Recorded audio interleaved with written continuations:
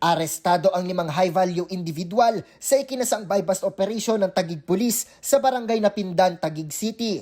Sa operasyon, nasamsa mga abot sa 176 na milyong pisong halaga ng mga iligal na droga.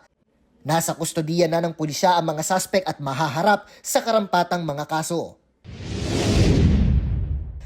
Matagumpay naman na nadiskubre ng Police Regional Office Cordillera Administrative Region ang libu-libong piraso ng tanim na marijuana sa lalawigan ng Benguet. Sa ikinasang marijuana eradication operation sa Barangay Badeo, Kibungan, nadiskubre ang halos 35,000 fully grown marijuana plants na may tinatayang halaga na halos 7 milyong piso.